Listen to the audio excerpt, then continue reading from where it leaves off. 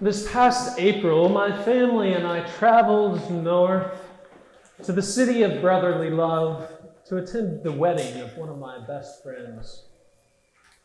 The ceremony took place on a beautiful Sunday morning in an old historic church in downtown Philadelphia.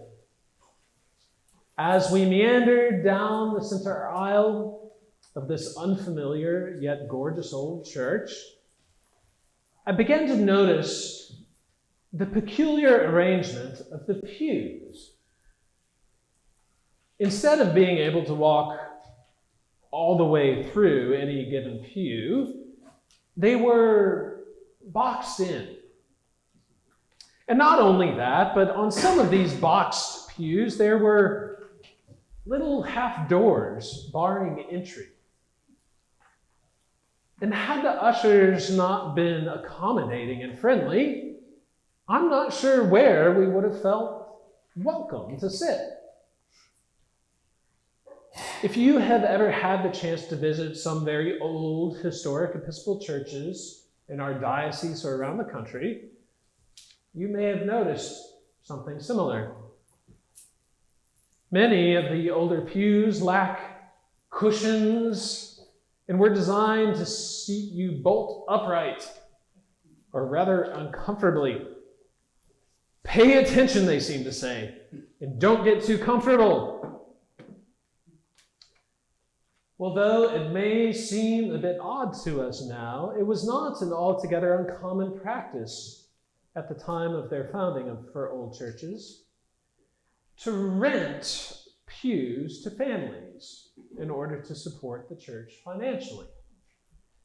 While we may sometimes joke about sitting in someone else's pew, back then you very well could have been sitting in someone's pew that they had paid for. Well, in reaction to this practice of renting pews, some churches were founded as free churches, meaning that they intentionally objected to this practice of pay to pray. Their pews had no names, no boxes, no doors to indicate who was wealthy and who was barely scraping by.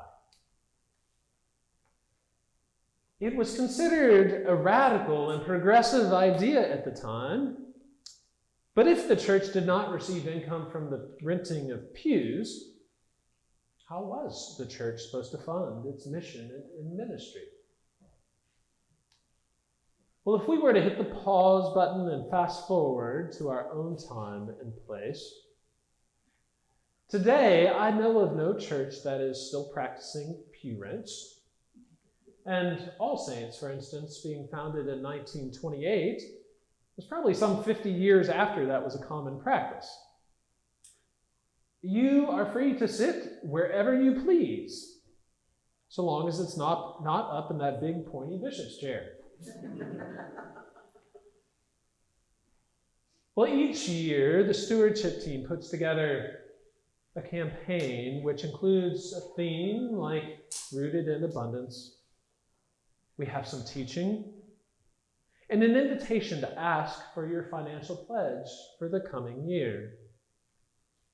While there is, of course, much more to stewardship than just money, this is the time of year that we focus specifically on communicating the financial needs of the parish. During this time, you will notice things like sermons that are preached, letters that are mailed, announcements that are made, and videos or stewardship dinners. I couldn't say this when I was a priest in Huntsville, but it's not really rocket science. But these are some of the ways that we teach about stewardship and ask for your support. And then in December or January, together with the Finance Committee, we will propose a draft budget to the vestry based on what you tell us you are willing to give to the mission and ministry of All Saints in the coming year. It's basically how we calculate our budget. Now, let me just say, had I looked at the lectionary propers before heading into this process, Today is not the day that I would have chosen to talk to you about stewardship based on these lectionary texts. I can think of many wonderful biblical texts on which to teach about stewardship.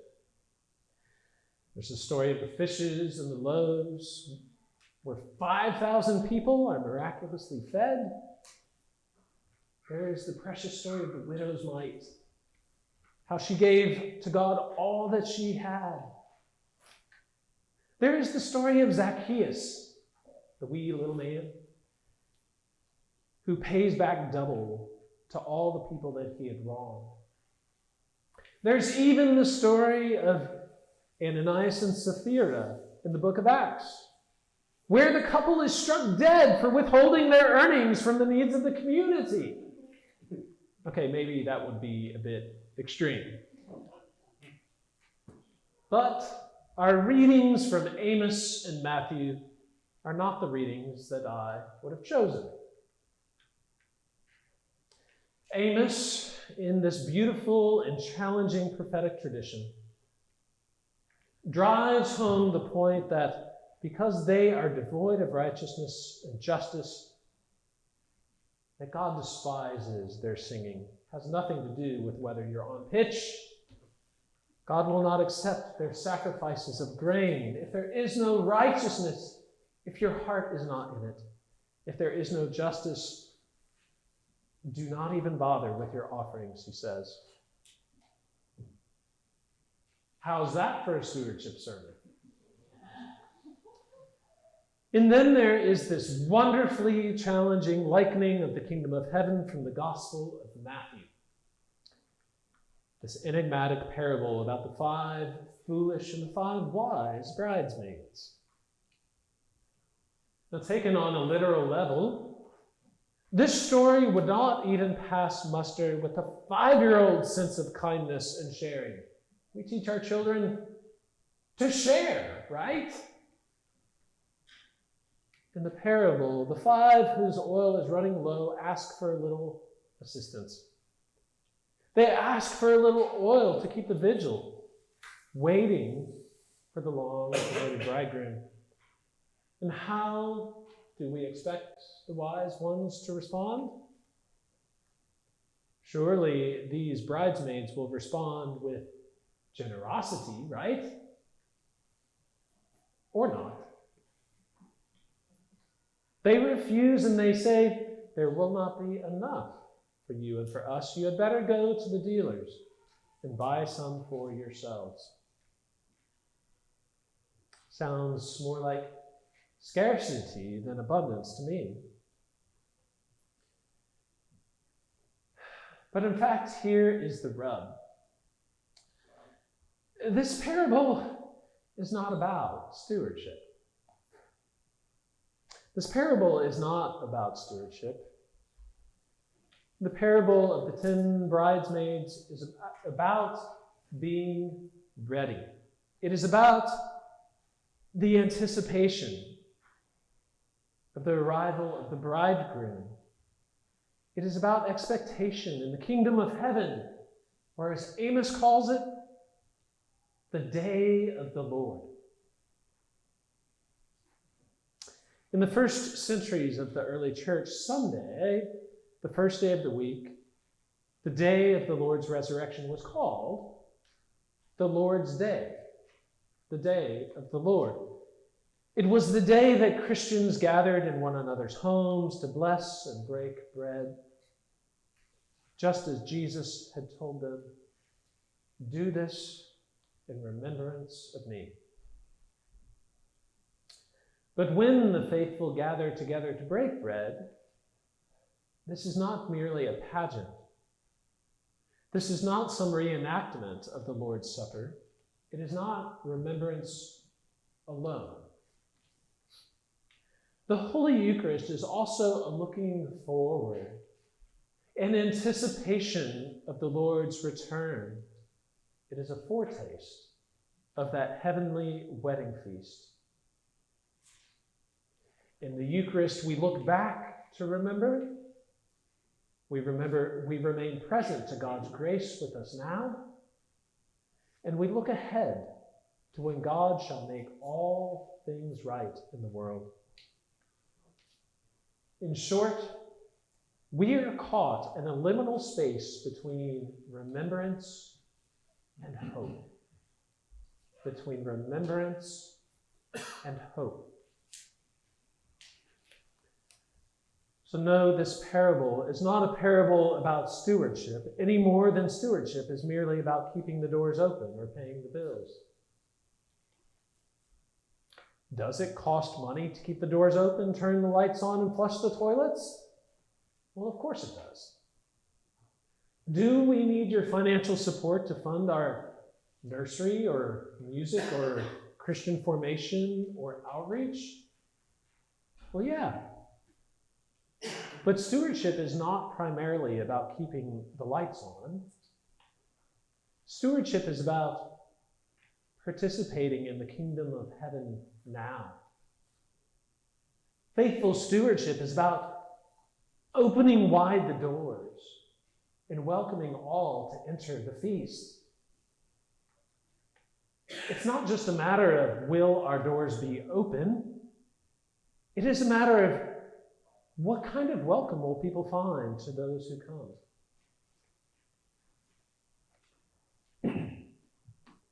All Saints has never had pew rents, nor will the church ever send you a bill or charge you tuition, unless you're at the preschool, there's tuition for that. In some ways, it would be easier if there were just a dollar amount, like how much do I owe, right? But this does not mean that participation in this community comes without a cost. As Jesus reminded his disciples to count the cost of discipleship. If any want to become my followers, let them take up their cross daily and follow me. We are not asking to borrow a little bit of oil to keep our lamps burning just a bit longer. We're not asking you to rent a pew. We're asking you to come and to join the feast.